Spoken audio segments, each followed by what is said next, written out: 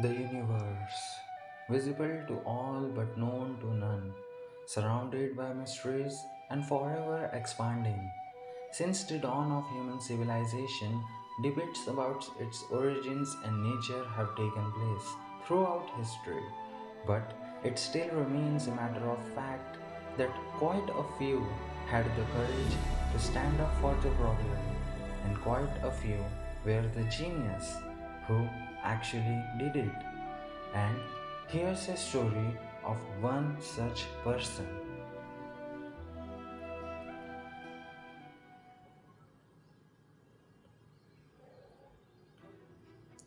The period of World War II.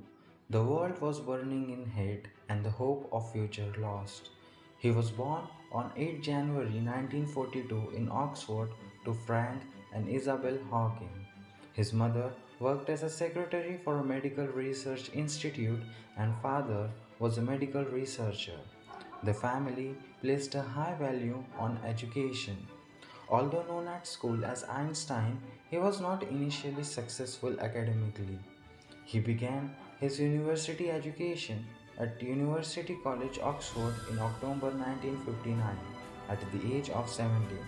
But he was bored and lonely because he found academic work ridiculously easy. At a Viva, he was asked to describe his plans and he said, "If you award me a first, I will go to Cambridge. If I receive a second, I shall study in Oxford, so I expect you will give me a first."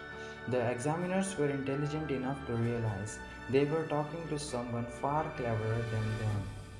He received a first class bachelor's degree in physics in 1962. He began his research into cosmology at Cambridge under Professor Dennis Schema. Schema was happy for him to investigate the beginning of time. But before he could delve deep into his research, he received a devastating news.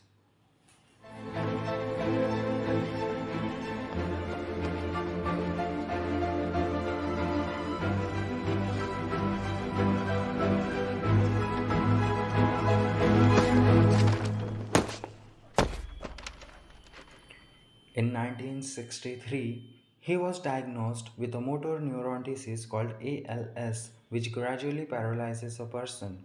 Doctors gave him 2 years to live. He was just 21 years old. His world fell apart. He says, "I felt it was very unfair. Why should this happen to me? At the time, I thought my life was over and that I would never realize the potential I felt I had. The entire world thought he was done for, but destiny had other plans. He could not walk. He could not speak. He cannot move independently, and yet somehow he still found a way. The disease progressed much slower than expected. He said, "I'm not afraid of death, but I am in no hurry to die. I have so much I want to do first." His main obsession was black holes. He made a number of important discoveries about them, including that they are not entirely black. He discovered that they emit light just outside the event horizon, which is the boundary between normal space and the space affected by black holes.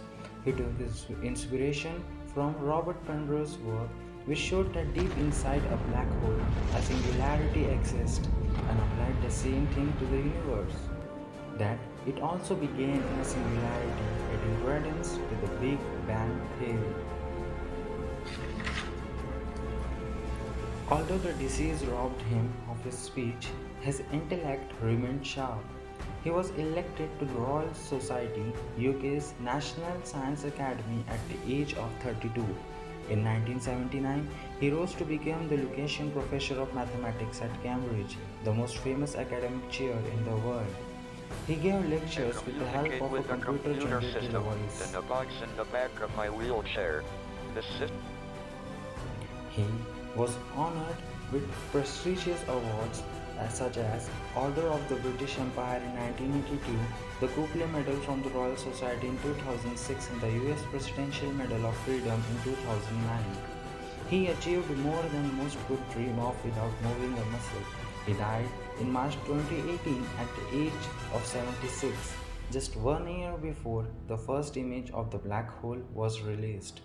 He was born on the day Sir Isaac Newton died and died on the day Albert Einstein was born. A great author, a humorous personality. You've stated that you believe there could be an infinite number of parallel universes. Does that mean that there is a universe out there where I am smarter than you? Yes, and also a universe where you're funny.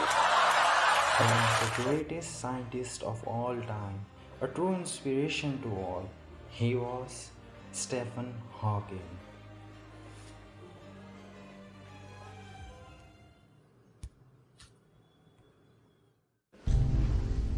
Professor Hawking, you have said you do not believe in God.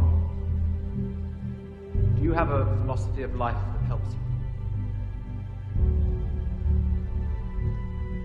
It is clear that we are just an advanced breed of primates on a minor planet, orbiting around a very average star in the outer suburb of one among 100 billion galaxies. We are all different. However bad life may seem, there is always something you can do and succeed at. While there is life, there is hope.